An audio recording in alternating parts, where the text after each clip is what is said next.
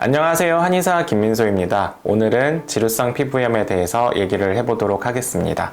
한의원에 오시는 분들을 보게 되면은 단순 여드름인가 해서 방치해서 오시는 분들도 계시고요. 약을 복용하면 잠시 좋아졌다가 재발을 반복하기 때문에 이러한 원인을 근본적으로 고쳐보고자 해서 오시는 분들도 계십니다. 지루성 피부염의 정의에 대해서 알아보겠습니다. 두피, 미간, 그리고 T존, U존, 코 주변, 입 주변, 귀 주변, 몸 쪽으로 내려가게 되면은 이제 가슴 중앙 부위라든지 겨드랑이, 이렇게 피지 분비가 많은 곳에서 발생하게 되는 만성, 염증성 피부 질환을 말합니다. 이 중에서 두피에서 발생하는 지루성 피부염을 특히 지루성 두피염이라고 부르고 있습니다. 지루성 피부염의 원인에 대해서 알아보겠습니다. 원인은 앞서 말씀드렸다시피 피지 분비 과다와 연관이 있기 때문에 피지가 주요 원인이라고 생각할 수 있습니다. 그런데 연구 결과들을 살펴보면은 생각보다 피지 분비 과다가 지루성 피부염의 직접적인 원인이 되는 경우가 많지는 않습니다. 일반적으로 세균이나 습진, 그리고 온도나 습도 등이 연관되어 있다고 생각해 볼 수 있는데 아직까지는 명확하게 원인이 밝혀져 있지는 않습니다. 한의원에 오시는 지루성 피부염 환자분들을 보게 되면은 홍조를 동반하는 경우가 생각보다 많습니다. 홍조가 있다고 해서 꼭 지루성 피부염이 발생하는 것은 아닙니다. 그런데 홍조라든지 지루성 피부염 환자를 히스토리 테이킹을 해보다 보면은 생각보다 발생 원인이 유사하다는 것을 확인할 수 있습니다. 홍조가 있는 상태에서 표피 손상이라든지 피지 과다 분비가 동반이 된다면은 지루성 피부염으로 발전하는 것을 생각해 볼 수 있겠습니다. 증상의 특징입니다.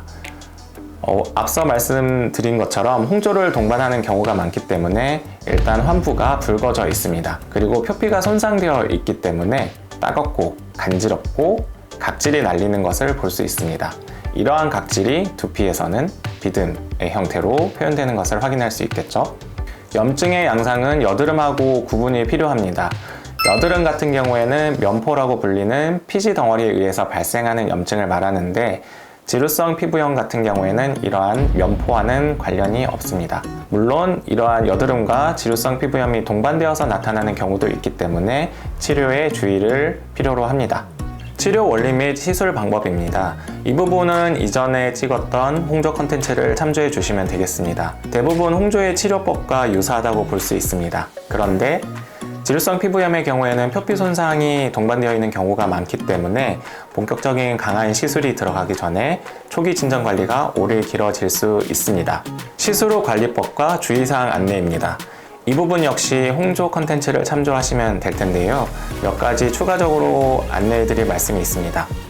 집에서는 팩 사용을 해주는 것이 도움이 됩니다. 팩 같은 경우는 거창하게 어렵게 생각하실 건 아니고 그냥 생수를 시원하게 만들어서 수건에 적셔서 얼굴에 올려두시면 되겠습니다. 10분가량 올려두시면 될 거고요. 10분 후에 뗐을 때 여전히 열감이 남아있는 상태다. 그러면은 같은 방식으로 10분간 얼굴에 수건을 올려두시면 되겠습니다. 한의원에서는 생수 대신 황련해독탕이라는 탕약을 사용하게 되겠습니다. 황련해독탕은 진정과 소염 효과가 있는 한약인데요. 이 한약을 마찬가지로 시원하게 만들어서 팩이나 거즈에 적셔서 얼굴에 올려두게 되겠습니다. 또 하나 신경 써주어야 할 것이 세안입니다. 여기서 세안은 신경을 쓴다고 말씀드렸는데 신경을 써주지 않는 것이 방법이 되겠습니다. 이상한 것처럼 들리시겠지만은 피부가 붉어져 있고 각질이 날리고 염증이 발생했기 때문에 이 부분을 세안으로 깨끗하게 만들려고 오히려 강박적으로 세안을 하시는 분들이 생각보다 많습니다. 이렇게 강박적으로 여러 번 세안을 하고 강하게 그리고 세안제를 좋은 것들을 사용해서 세안을 하게 되면은 오히려 피부를 상하게 됩니다.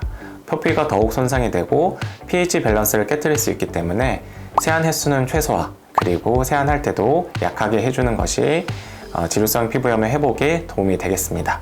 지금까지 지루성 피부염에 대해서 말씀드렸습니다. 많은 도움 되셨기를 바랍니다. 감사합니다.